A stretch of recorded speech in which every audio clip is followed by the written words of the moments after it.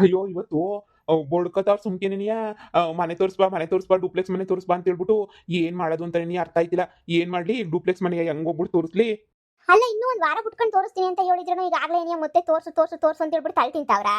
ಅಯ್ಯೋ ಬೆಳಗ್ಗೆಯಿಂದ ಇವತ್ತಿನ ಫೋನು ನೀವು ಮನೆ ಒಂದ್ ತೋರಿಸ್ರಿ ಸಾಕು. ನೀವು ಯಾಶನ್ ತೋರ್ಸೋದಕ್ಕಿಂತ ಮುಂಚೆ ನನಗ್ ತೋರಿಸ್ರಿ ಮನೆನ ನನಗ್ ತೋರಿಸ್ರಿ ಅಂತ ನಿನ್ ಗಂಡ ಅಂತು ಕಣಮ್ಮ.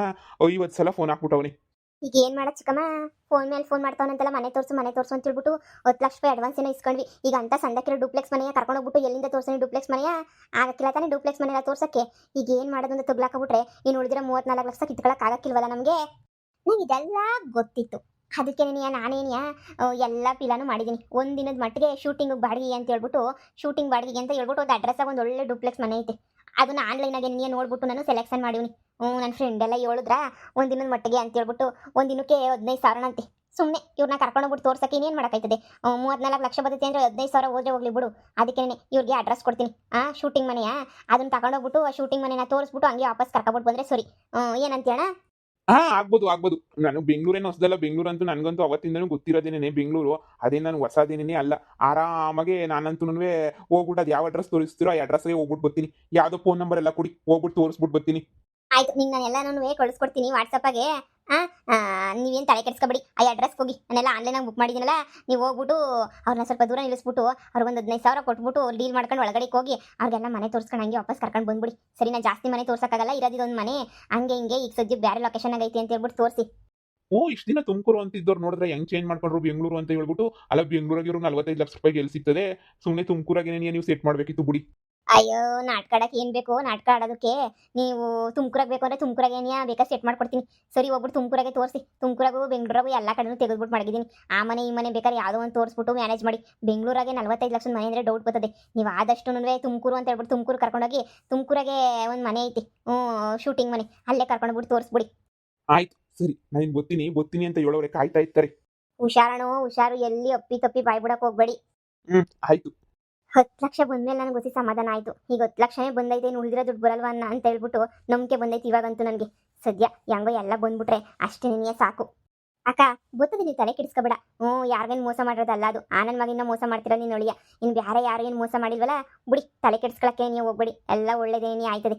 ಈಗ ಬರ್ರಿ, ಅವ್ನು ಹೋಗ್ಬಿಟ್ಟು ತೋರಿಸ್ಬಿಟ್ಟು ಬರ್ತಾನೆ. ಫೋನಾಗ ಎಲ್ಲ ಅಡ್ರೆಸ್ ಎಲ್ಲವನ್ನೂ ಕಳಿಸ್ಕೊಡ್ತೀನಿ. ಬರ್ರಿ. ನಡಿಯಮ್ಮಿ.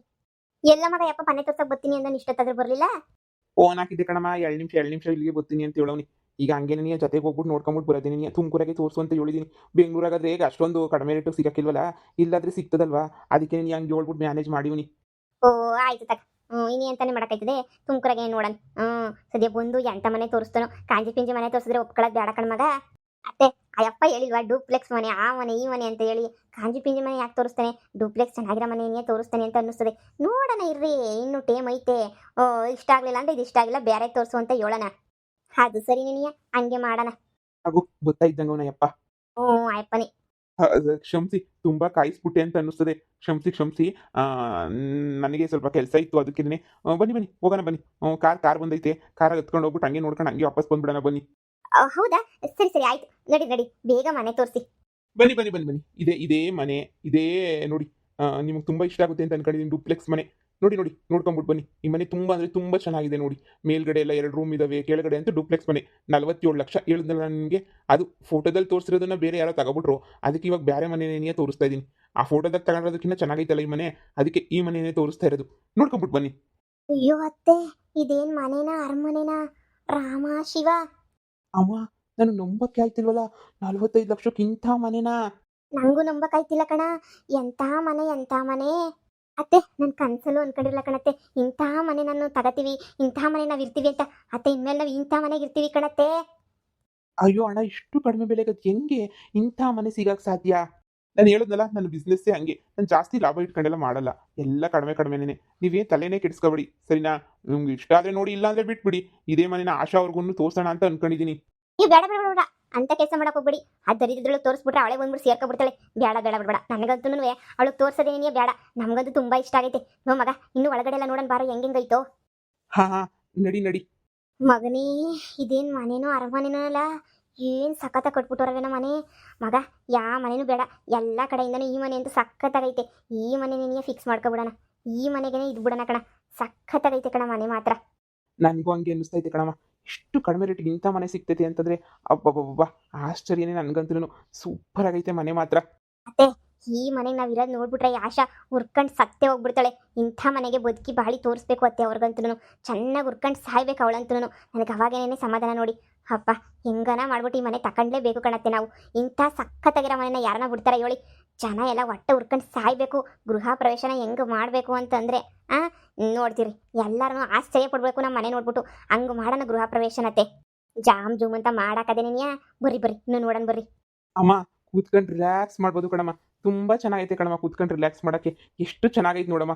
ಮನೆ ಮಾತ್ರ ನನಗೆ ಸಖತ್ ಇಷ್ಟ ಆಯಿತು. ಇಂಥ ಮನೆ ನಾನಂತೂ ಎಲ್ಲೂ ನೋಡೇ ಇಲ್ಲ, ಅಷ್ಟು ಚೆನ್ನಾಗಿದೆ. ಅದು ಇಷ್ಟು ಕಡಿಮೆ ಬಜೆಟ್ಗೆ ಇಂಥ ಮನೆ 47 ಲಕ್ಷ ಅಲ್ವಾ? 47 ಲಕ್ಷಕ್ಕೆ ಇಂಥ ಮನೆ ಎಲ್ಲ ಸಿಗ್ತೈತೆ ನಮ್ಮ. ನಾವೇ ಕೊಡ್ಸಿದ್ರು ಇಂಥ ಮನೆ ಕೊಡ್ಸೋಕೆ ಆಗ್ತೈತೋ ಇಲ್ವೋ ಗೊತ್ತಿಲ್ಲ.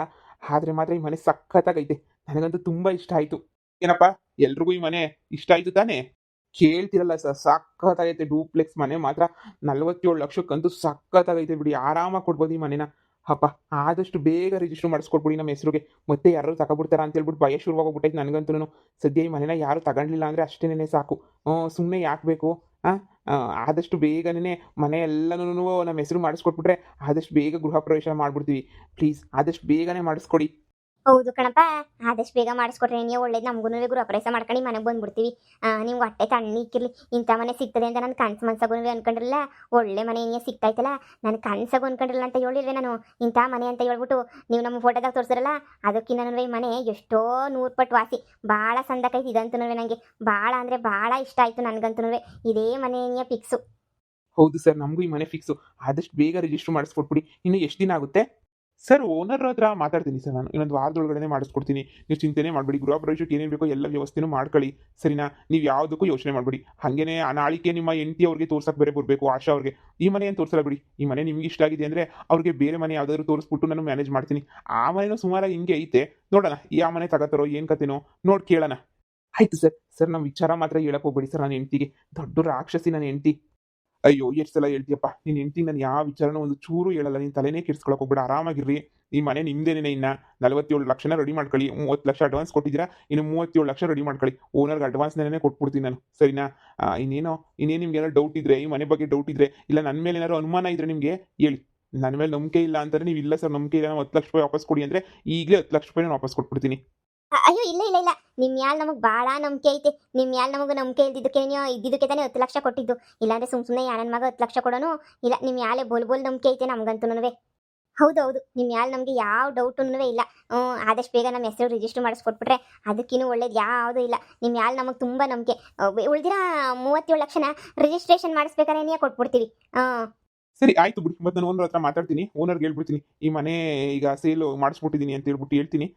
ನೋಡೋಣ, ಅವ್ರನ್ನ ಆದಷ್ಟು ಬೇಗ ಕರೆಸ್ಬಿಟ್ಟು ನಿಮಗೆ ರಿಜಿಸ್ಟ್ರೇಷನ್ ನಿಮ್ಮ ಹೆಸರು ಮಾಡಿಸ್ಕೊಟ್ಬಿಡ್ತೀನಿ. ಸರಿ ಆಯಿತು.